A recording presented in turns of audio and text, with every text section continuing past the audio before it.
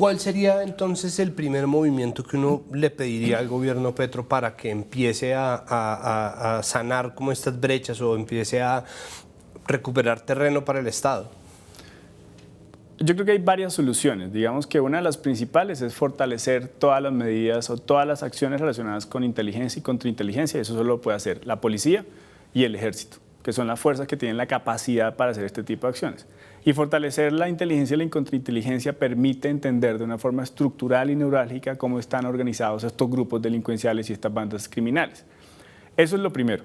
Lo segundo, tratar de cambiar este enfoque de dar de baja a los objetivos de alto valor o simplemente capturar a los cabecillas de X o de Y organización.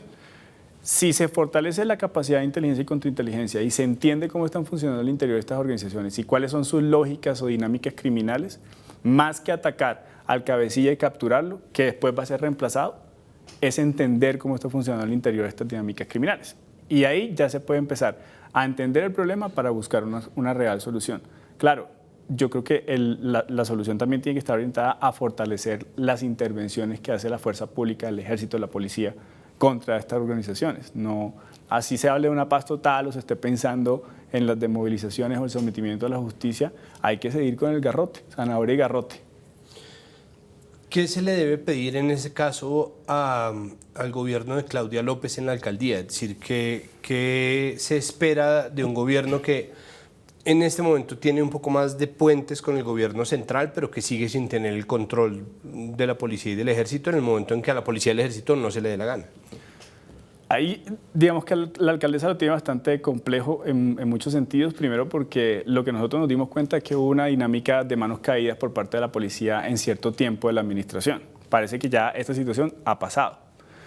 Pero también es la necesidad de reconocer que Bogotá ha sido uno de los puntos calientes a nivel nacional. No olvidemos de lo que era, por ejemplo, en su época el Cartucho, después el Bronx, y ahora cómo se atomiza toda la criminalidad alrededor del narcotráfico en varios puntos de la ciudad, mandándolo para Corabastos, a La Tercera, hacia Usaquén, incluso la colindación con Soacha y Ciudad Bolívar. O sea, hay muchos más puntos dispersos.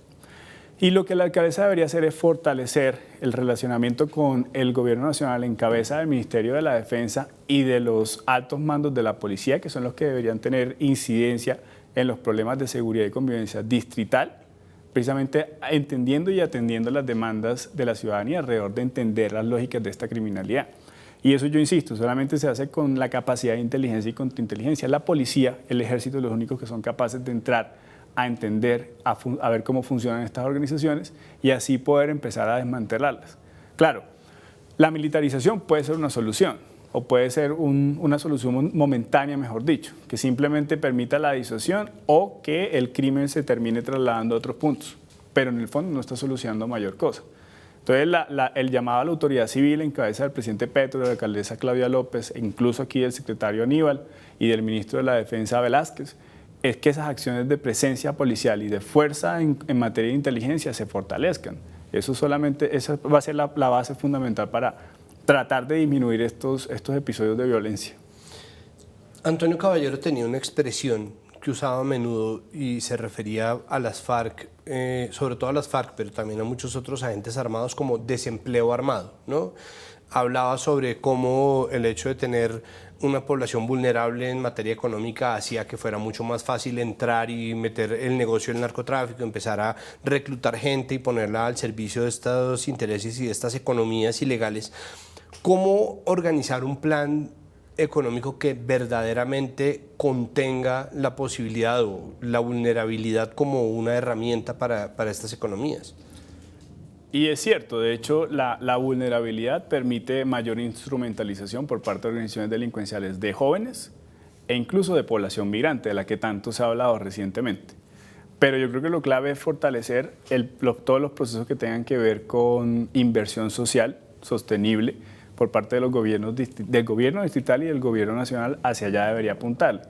Más en esta lógica de la seguridad humana que quiere implementar el nuevo gobierno del presidente Petro, pensando en la persona como el centro de lo que significa brindarle mayores garantías. Y garantías es eso, proveerlo de seguridad, de posibilidad de acceso a un empleo, de quitarle esa posibilidad a los grupos criminales de instrumentalizar a estos jóvenes y a las personas que son mucho más vulnerables en términos de lo que significa el desempleo y no tienen una capacidad de acceso a la oferta del Estado o simplemente a recursos para poder sobrevivir, ¿sí?